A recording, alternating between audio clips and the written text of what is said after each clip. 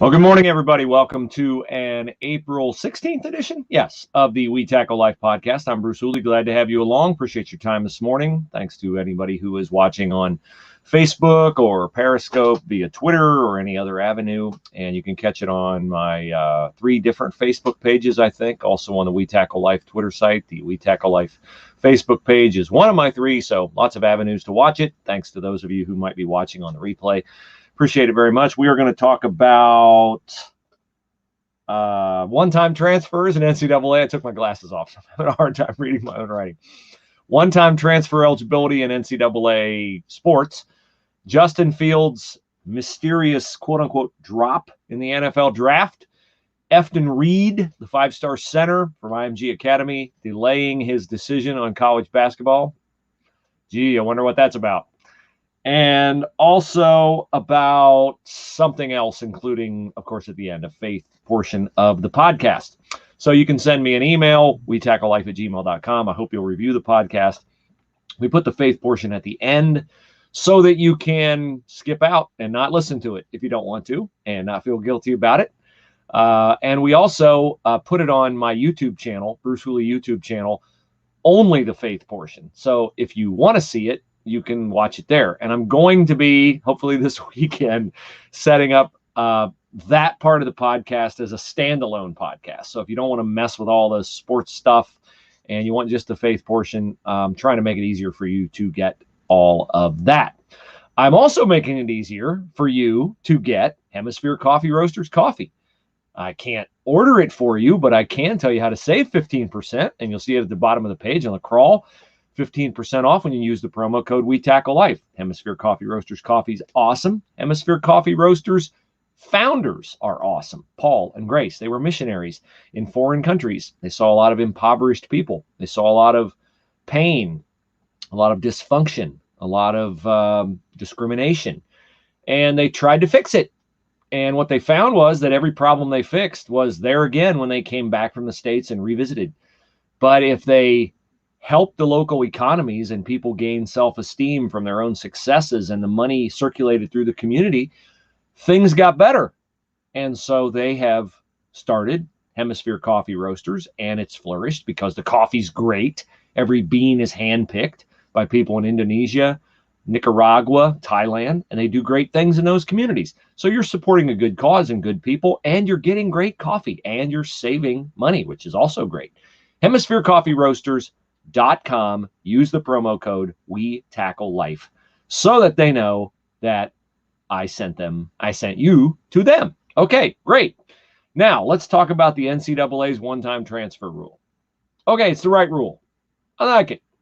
I didn't like the fact that some people got a waiver and other people got a waiver.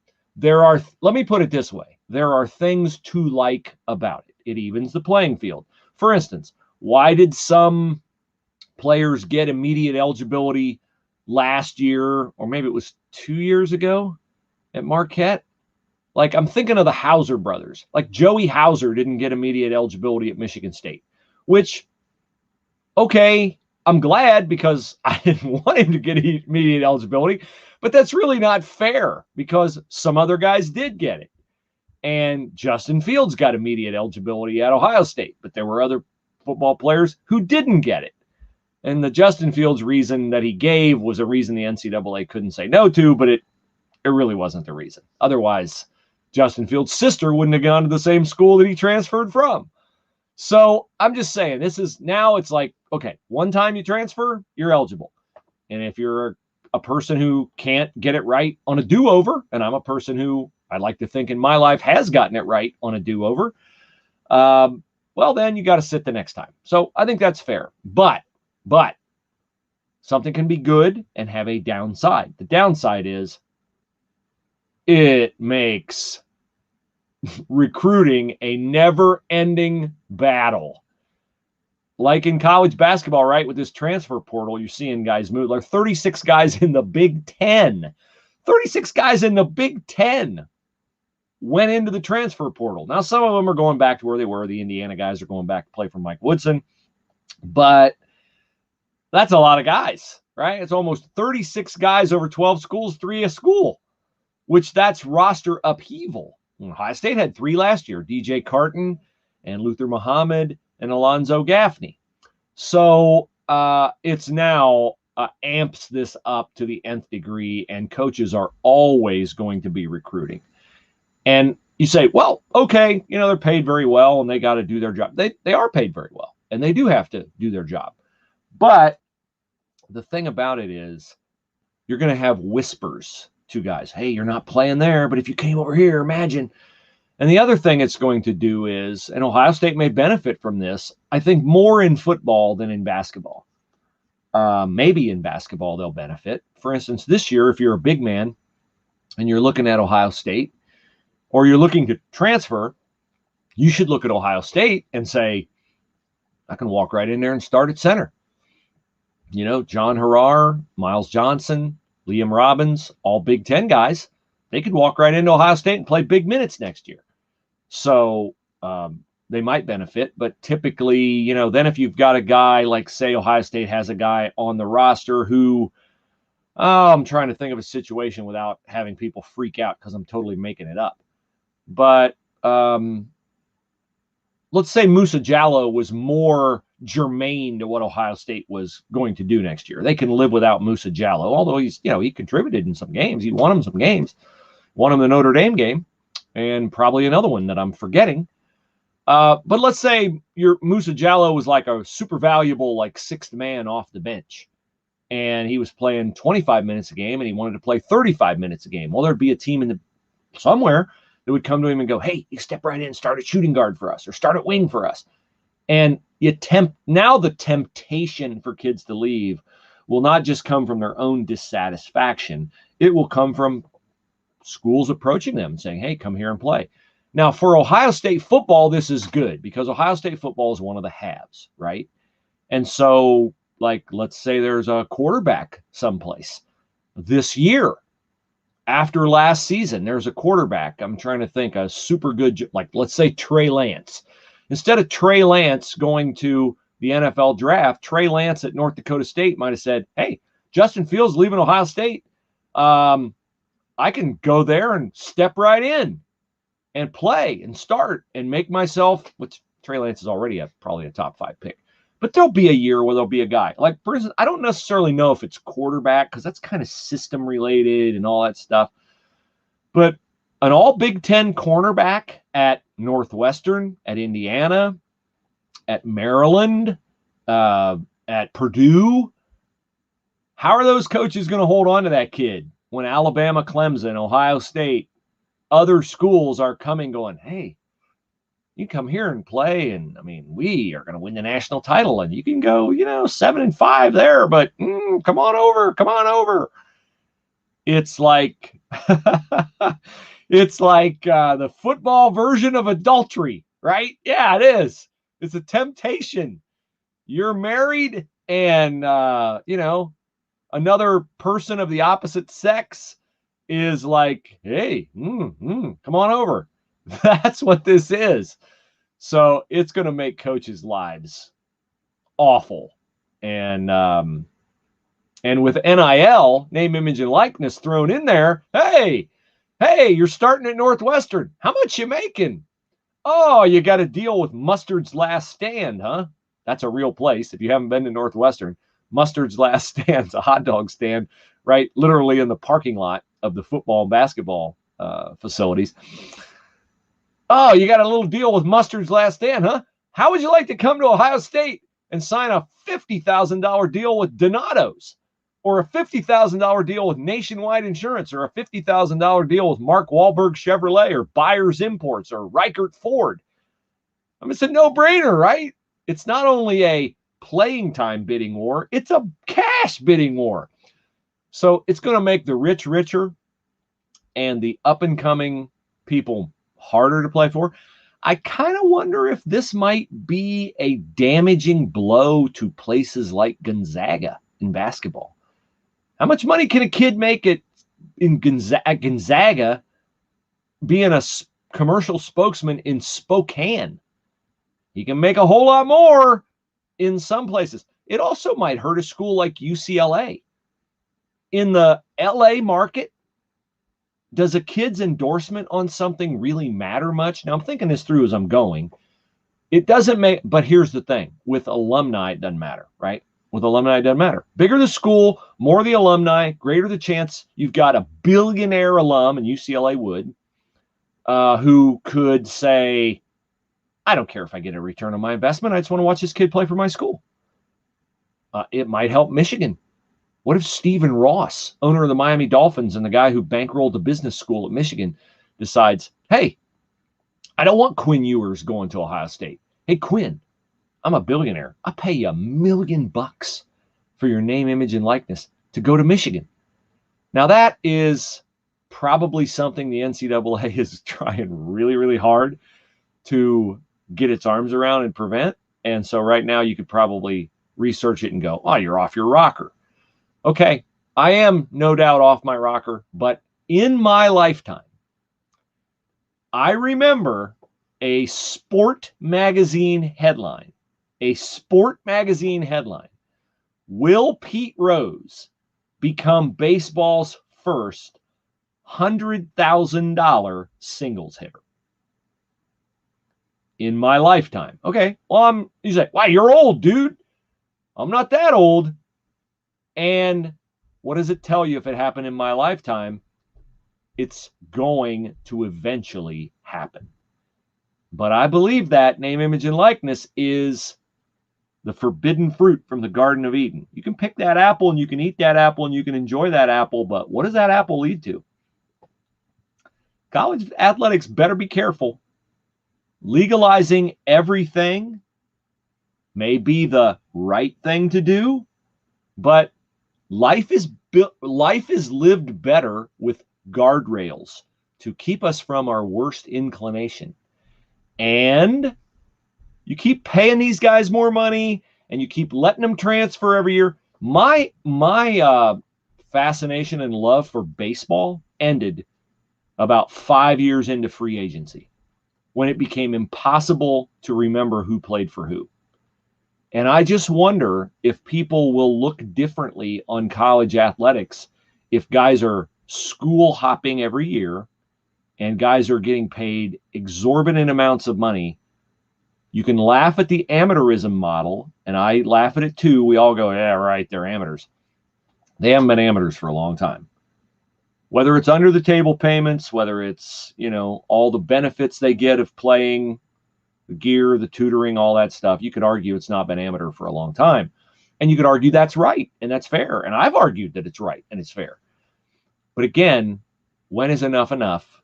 And when does the doing right by kids morph into not doing right by the sport? So that's my thought. Anthony, thank you for your affirmation. He says great points about NIL. Yeah, I think people will lose their, right now, whether real or not, and it's not real, we think, oh, he's a college kid. He's just a poor college kid. He's doing it for the love of good old State U. Most of them are doing it for the chance to get to the pros, which I'm fine with that. But if they're doing it for the highest bid, that's like a little harder to embrace.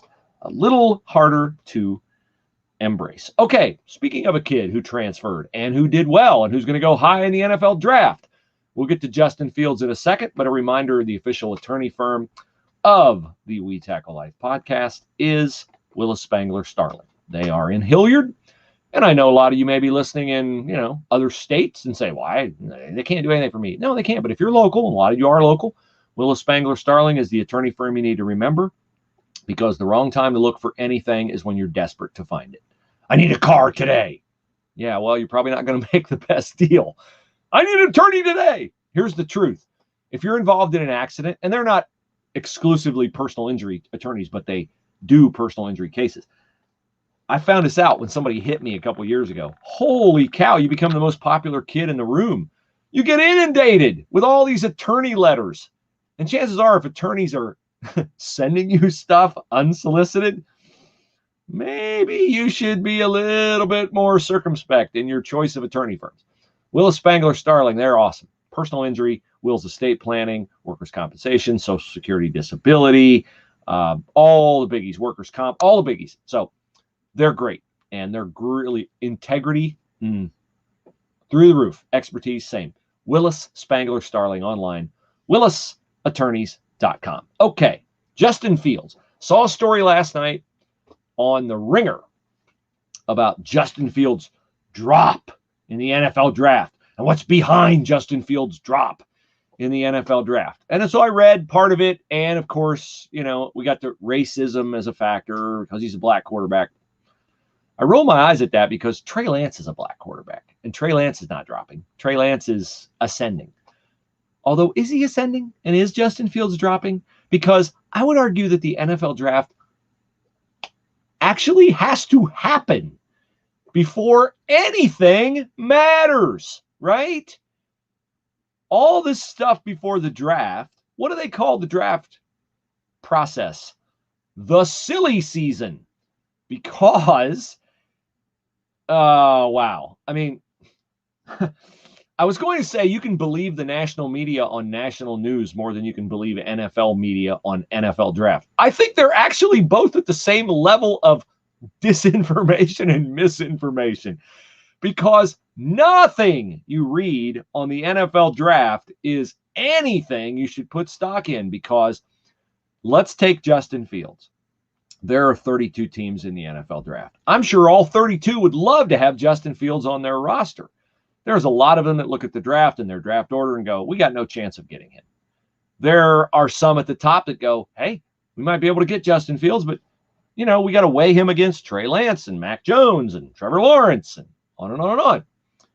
And then there are some in that underbelly that where 3 to 12 that think, hey, Patrick Mahomes went 9. Warren Sapp dropped in a draft. Randy Moss dropped in a draft. Adrian Peterson dropped in a draft. All great players. Maybe if we put out some phony stink on Justin Fields, maybe he'll fall to us. Now, I'm not accusing any particular team of that. But if you think that doesn't happen in the NFL draft, you're nuts.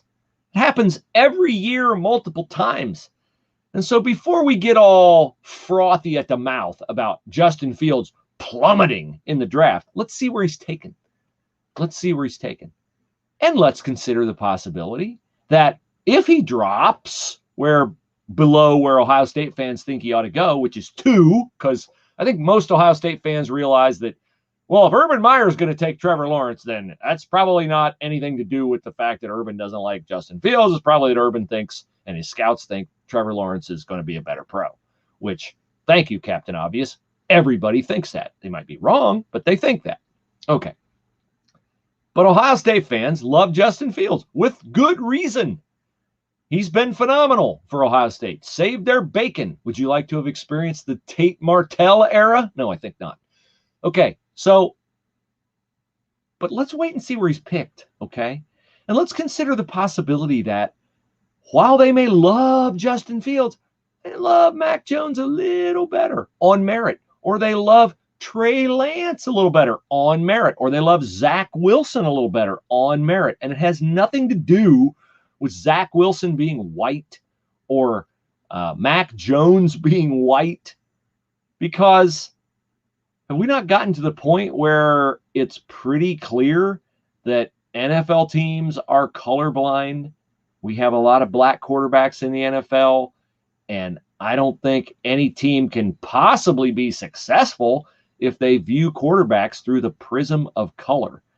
If they want to do it, have at it, but you're going to miss out on some great, great, great players. So I think that's contrived nonsense from the Ringer. Now, Justin Fields, look, here's the thing. Justin Fields is surrounded by unbelievable talent at Ohio State. Does Ohio State have better talent than BYU? Yeah. Do they have better talent than North Dakota State? Yeah. Do they have better talent than Bama? No, probably not. Better talent than Clemson? Not appreciably, but maybe a little based on their last game. So is it possible that NFL teams look at Justin Fields and go, how much of Justin Fields is related to all those wideouts and that offensive line and J.K. Dobbins? that might make an NFL team nervous about whether he can lift them on his own. I'm just saying it might. If you've ever talked to Justin Fields, he's a very quiet young man, very respectful young man, very polite young man. But maybe like there are horses for courses, right? Like some horses run well in the mud, some run well on a fast track, some run well on a sloppy track. There may be teams that just like their quarterback a little bit more boisterous than Justin Fields may come off in an interview. It's potato, patata, apple pie, lemon pie. There's no science to this. There's all kinds of numbers and intangibles and this, that, and the other. But there's all kinds of tangibles, rather. But there's also intangibles. And I hate the lazy approach to evaluation. Oh, well, he dropped. It's got to be this. No, it doesn't have to be that. It can be anything. It could be phony. Maybe the Niners will take him third. Maybe they will. Which I wouldn't be a bit surprised if they did. So the whole, let's pick a guy who's falling. He hasn't fallen yet. Let's give it 8 days, okay? And let's see if he falls or not. So that's my Justin Fields falling in the draft take. And it's not brought to you by, but this podcast is in part brought to you by my friends at auiinfo.com. If you're a business owner, it's a pain to switch all your insurance over because you have to spend all that time researching it.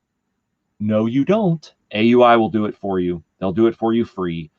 Benefits like dental, vision, disability, health.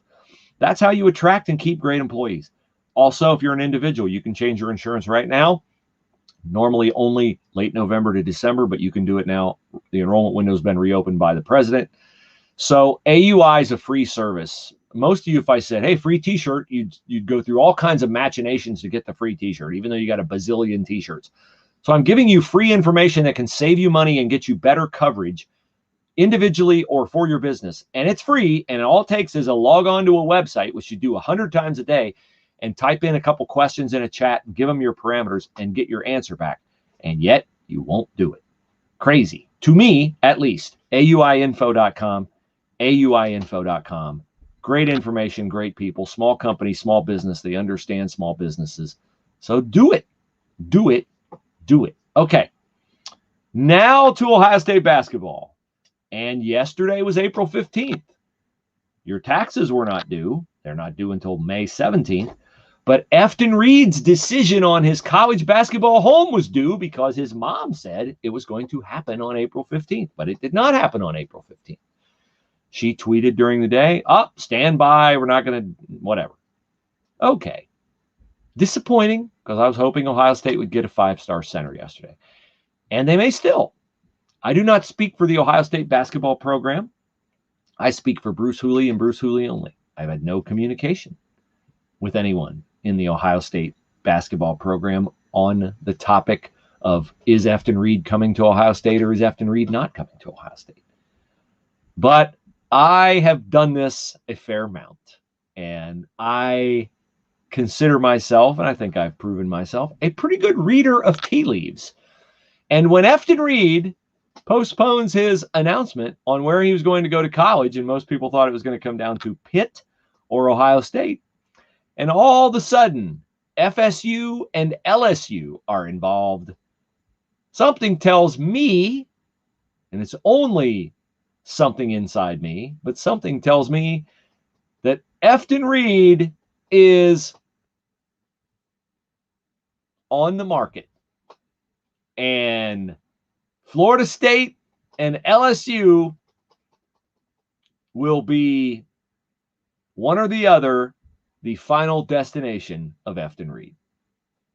Did I make that opaque enough for you to see through what I'm saying? I think I did. So there we go. That is the Efton Reid saga as I see it through my skeptical glasses. Yes. I will also say this. Dramatic recruitments and last-second switches very infrequently lead to stellar careers. So I'd love to see you on campus in Columbus, Efton. I hope to see you on campus in Columbus in an Ohio State uniform. because you would be making a great choice to play for a great coaching staff if you so decide to do that. Good luck to you, young man. Okay. Now, one more reminder, sponsor-wise, another 15% offer to save at cbdhealthcollection.com. I'm not kidding you, fellas. I'm getting ready to do the faith portion of the podcast, so I think I'm not going to lie to you. I got up this morning. Most every morning I get up with a nervy discomfort in my back. And I go right for my CBD Health Collection warming salve, and I put it on, and the pain is gone. 3 to 5 hours relief. For me, if I get up and get going and get moving, the pain goes away once I use the warming salve. So that's not their only product. They got a ton of different products. And any way you want them to deliver the CBD to your system, they can do so. Freeze gel, warming salve, tinctures, gummies, caplets, pain patches, sunscreen, on and on and on and on and on. You have to go to their website and see their product line. But the important thing to remember is they get the CBD out in a very healthy way. They spend more money to get it out so that they don't have to use cheap methods that put your health at risk. Some CBD you buy, if you look at the ingredients, if they're honest, it'll say butane. You want to put butane in your body? No. You shouldn't want to. It's toxic. With CBD, it's not regulated by the FCC. So it's the Wild West, baby. But CBD Health Collection, I personally vouch for their authenticity and for their veracity in removing the CBD from the plant so that you get only the best, highest quality. They monitor their growers around the country. I mean, what I'm telling you about them should tell you, hey, I can trust this product.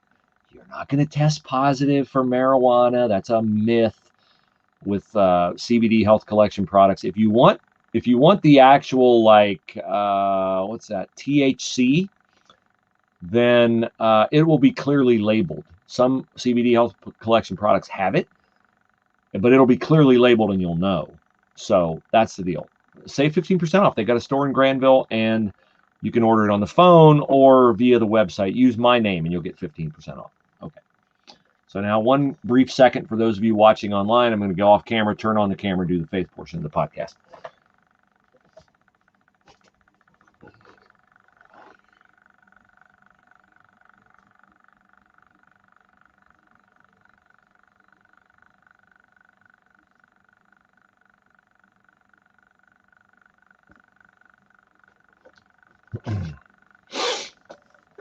Okay.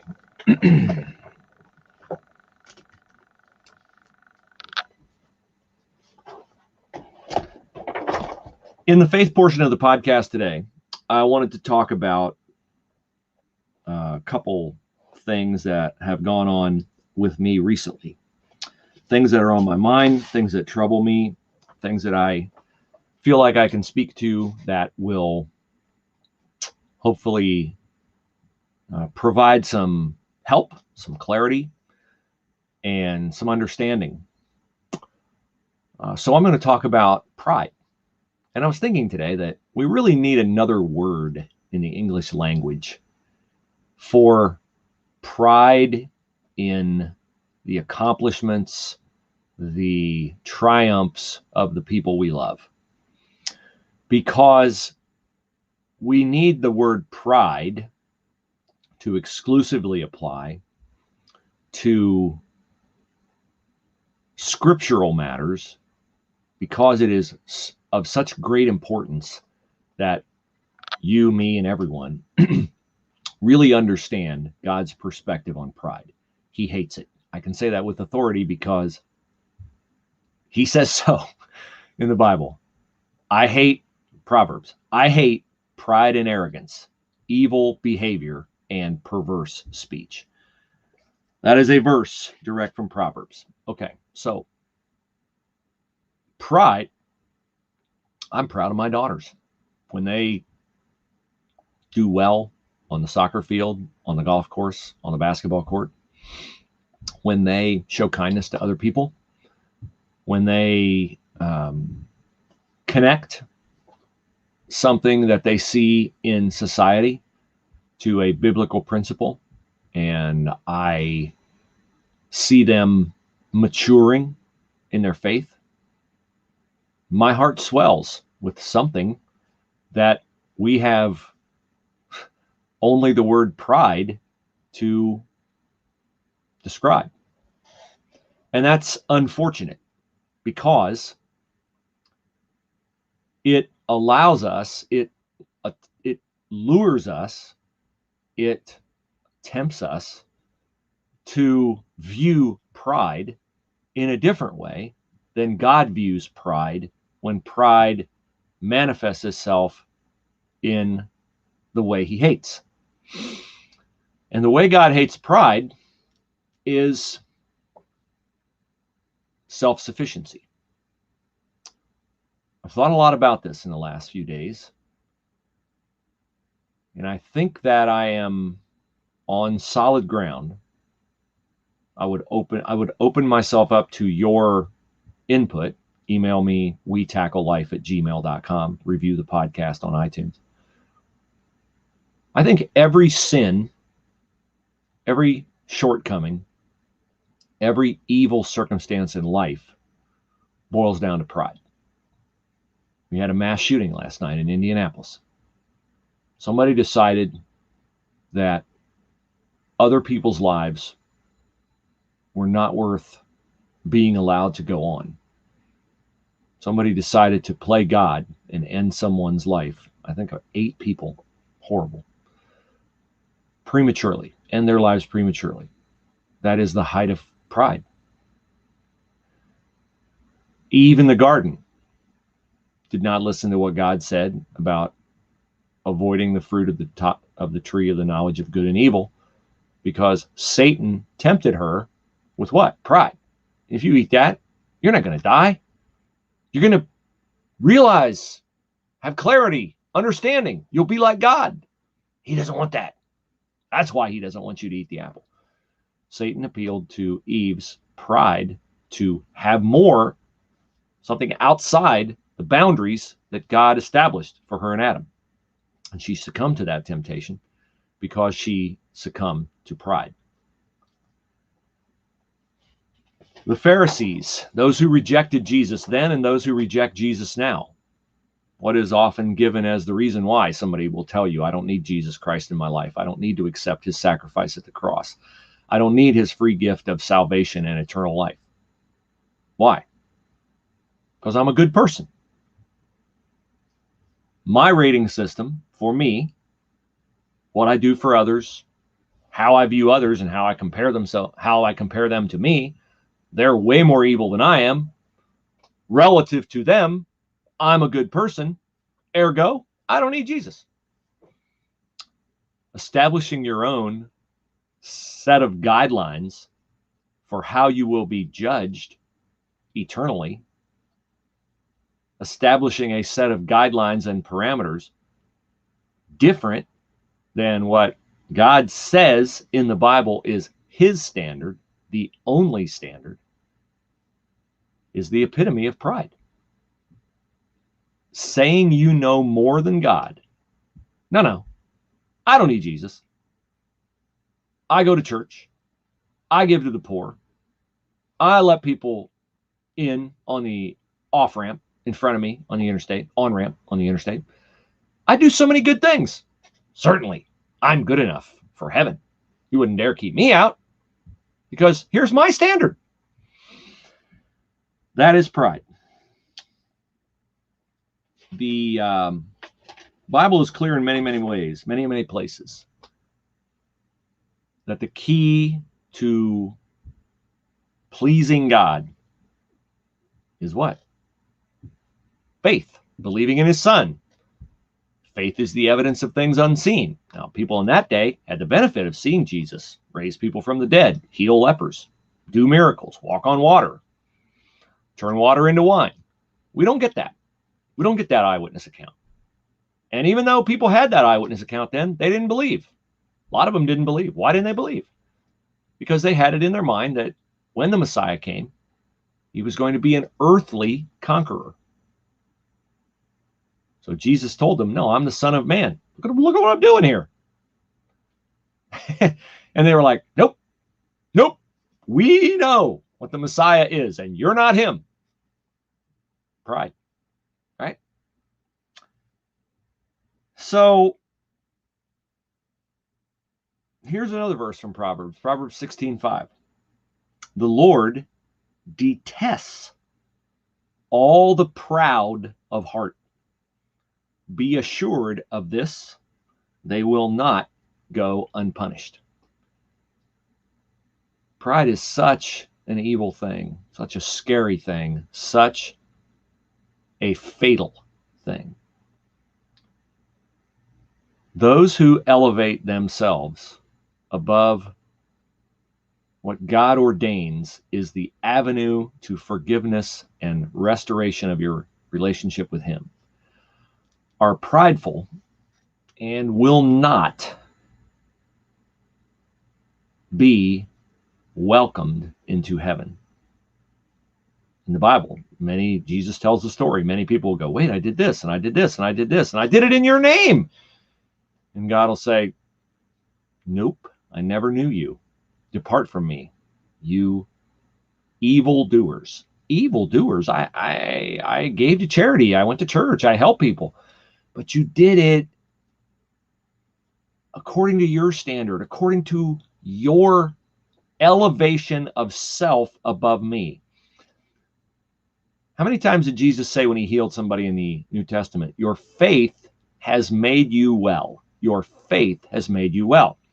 Their faith that he could do what he said he would do, that he was who he said he was, their faith made them well. What is the opposite of faith? I know you're going, doubt. No, the opposite of faith is not doubt. The opposite of faith is self-sufficiency. I don't need to put my faith in Christ. I got it. I got it. I can take care of it. I can do it myself. It was really interesting when I became a parent. The first 3-word sentence that all 3 of my daughters learned was, I do it. You know, your child becomes a toddler and they start to spread their wings, and you don't have to do as much for them. Get them their bottle, all this stuff. And they like that independence. And it's in many ways innocent and adorable and embraceable. But at its root, that seed inside every man, I do it, manifests itself in things that are not adorable and embraceable and lovable. Because that is the seed of pride. It is pride. I don't need your help. No. Try to give somebody something sometime. Many people can't accept charity. They got to do something for you back. They can't accept a free gift. What is the ultimate free gift? The ultimate free gift in life is forgiveness for our sin. And Jesus offers that free gift. All you have to do is have faith that it's legit and that he paid the penalty for our sin debt at the cross. And yet people struggle so much with that. No, I'll do it. Or what do they say? I don't need that. I don't need it. God says you need it. God says all have sinned and fallen short of the glory of God. No. That's pride telling you don't need it. So it's so heartbreaking to me when I see this attitude manifested in our world. And I'm like one of the kings of it. Like, I have been a prideful person so long in my life, and I struggle with it daily, hourly, minute by minute. Because why would Satan attack me someplace where I'm not tempted? Satan, I'm not tempted. I'm blessed. I'm not tempted with same-sex attraction. I'm not tempted to harm others, to murder others, to steal. There are a lot of sins I'm not tempted by. Satan doesn't tempt me with those sins.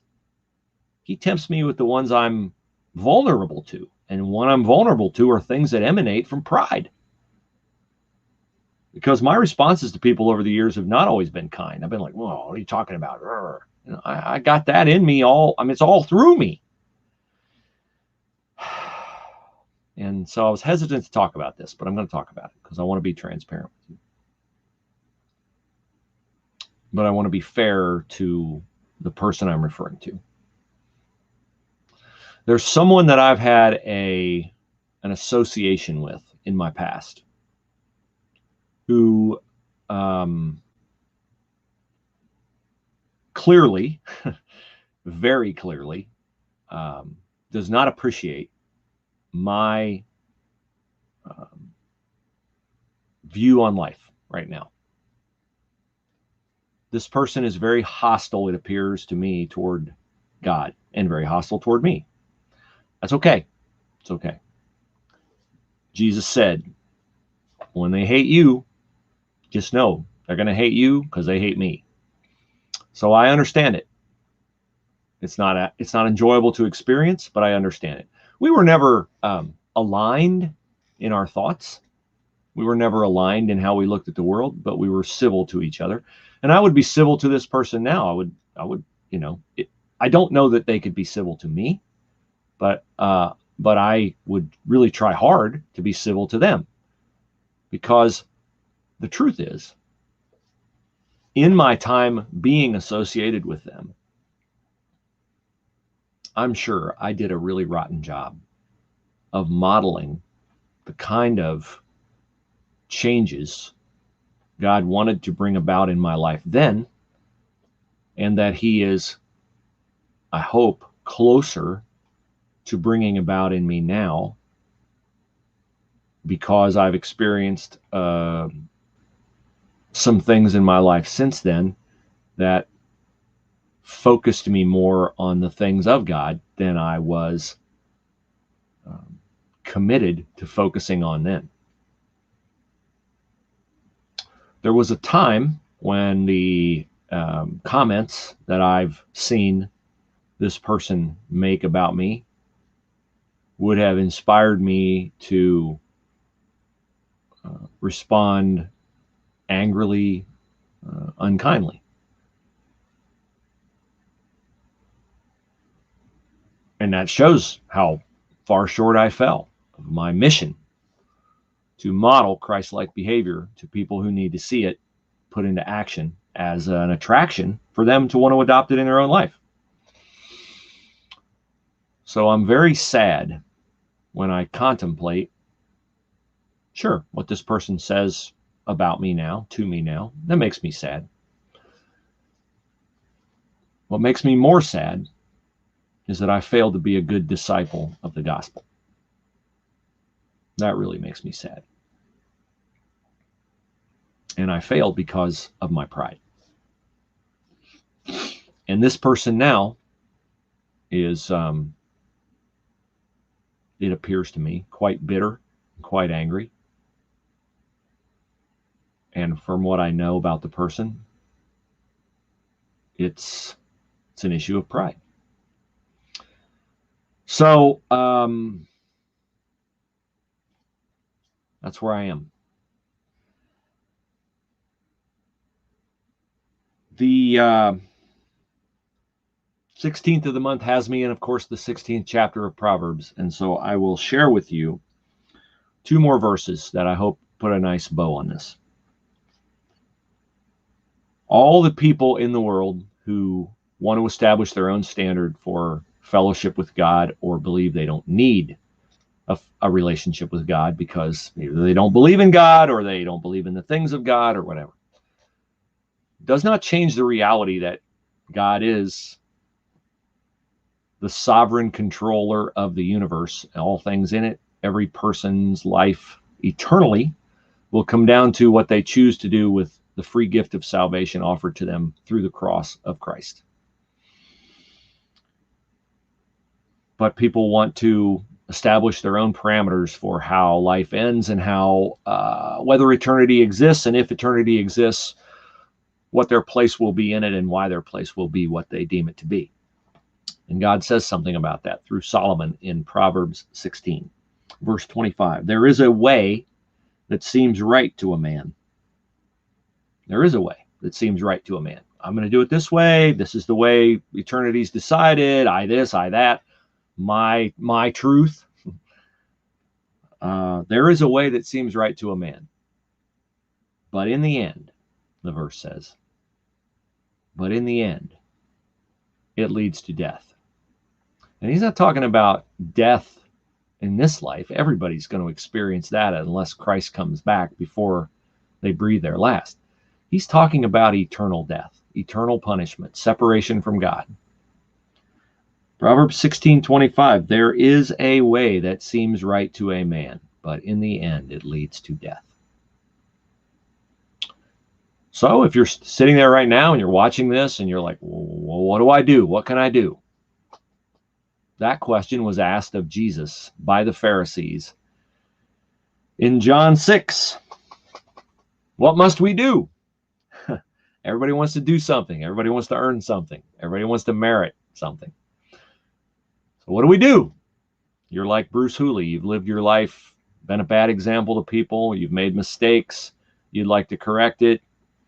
You're in your 50s, 60s, 70s, 80s, 90s, and you think it's too late. Never too late. Never too late. Thief on the cross got forgiveness as he was breathing his last. So it's never too late for anybody. So back to that question. What do we do? What do we do? Jesus gave you the answer. Pretty good source, right? What must we do to do the works of God? That's what they asked Jesus in John 6. And Jesus said, John 6:29, the work of God is this. What is it? The work of God is this, to believe in the one he has sent.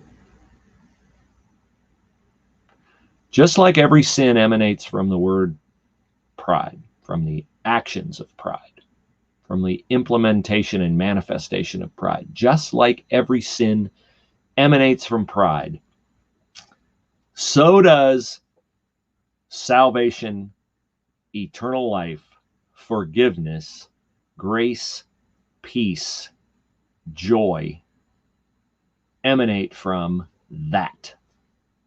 Believe in the one he has sent. Believe in his sufficiency. Humble yourself before God's mighty hand, and in due time he will lift you up. It's one of my favorite verses in the Bible. But if you have pride and you want to do it your way, you're not humbling yourself. You're not saying, Lord, I know I've screwed my life up. I had this conversation with him, and I've had it several times. Lord, I have screwed my life up, and you have no reason to forgive me, except that your word promises that you will. And so I want to hold you to that. And from this day forward, I want to be a new person, just like Jesus rose from the grave to demonstrate new life. I want to rise to a new life. I want to be born again in my spirit. I want to be a different person. I want to shed my pride. I'm going to battle it every day with your help, but I want your spirit to come into me. And I want to show you that I believe in the one God has sent. That's the faith portion of the podcast today. I hope it's a blessing to you. Tell your friends about the YouTube channel, Bruce Hooley YouTube channel. Only faith stuff posted there. I will establish a faith-only podcast of this part of the We Tackle Life podcast. You can reach me on email, wetacklelife@gmail.com.